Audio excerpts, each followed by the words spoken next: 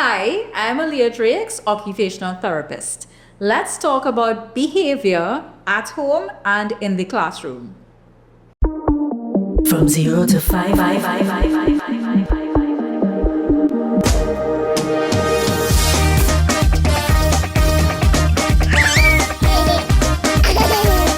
starts at home. She say home. She say home.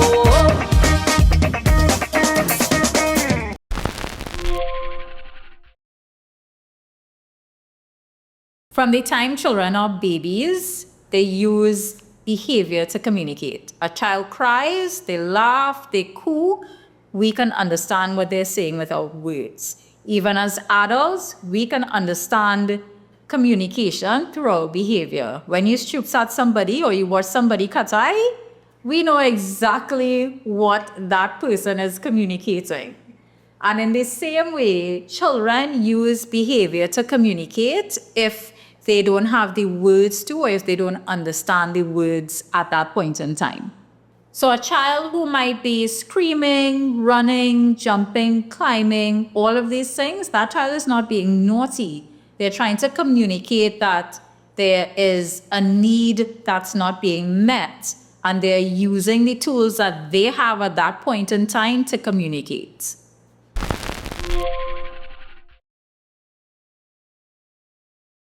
If your child is having some behaviors, let's try to look at it through a different lens.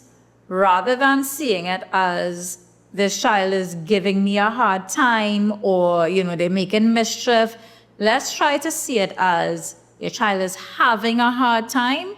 Maybe there may be some sensory things in the environment that we could change. It might be the lights are too bright. It might be there's noise. Maybe they're tired. Maybe they're hungry. And all these things can play a part in that child's behavior.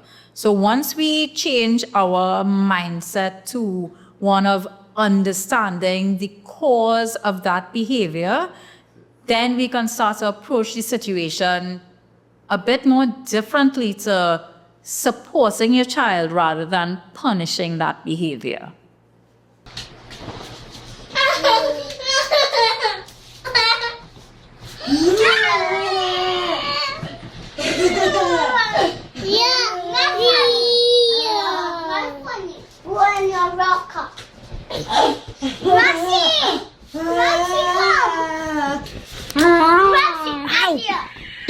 Don't bite.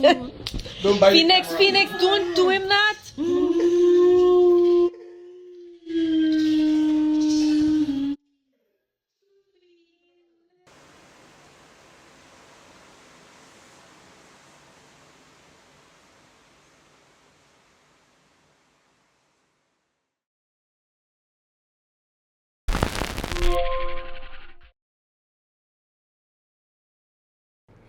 Understand that there's a difference between expectations and boundaries. Whether at the home or in the classroom, there would be certain boundaries, no matter your environment, that do not change. These are rules that, if they're broken, there are certain consequences and they are consistent across all environments. The expectations, on the other hand, can change day to day, moment to moment, depending on the situation.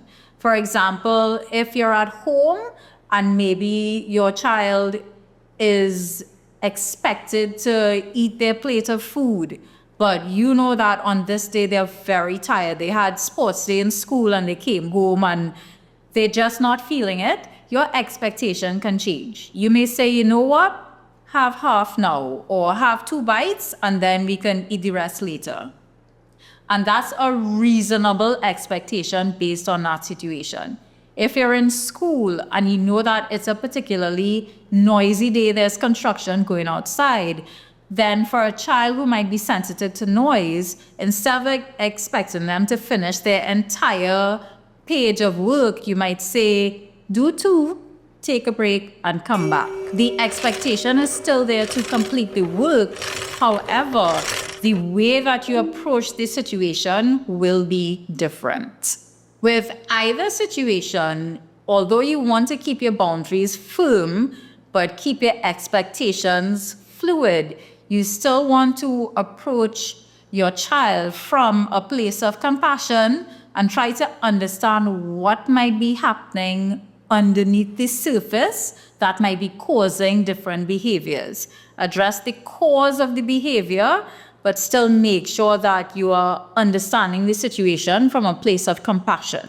One thing that parents can use in making sure that you set clear boundaries and expectations is make them known often.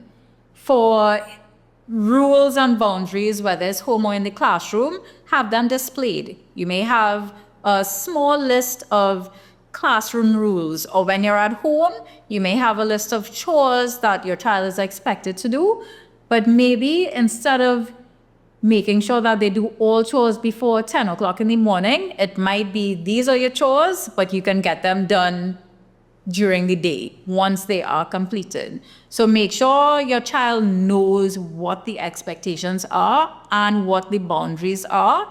Make sure it's clear, keep it concise, and present it a little bit at a time.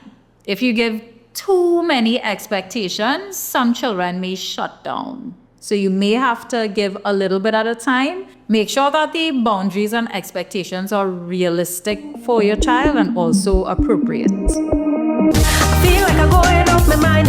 My mommy tell me it will take time. I have no money for therapy. It starts at home. She said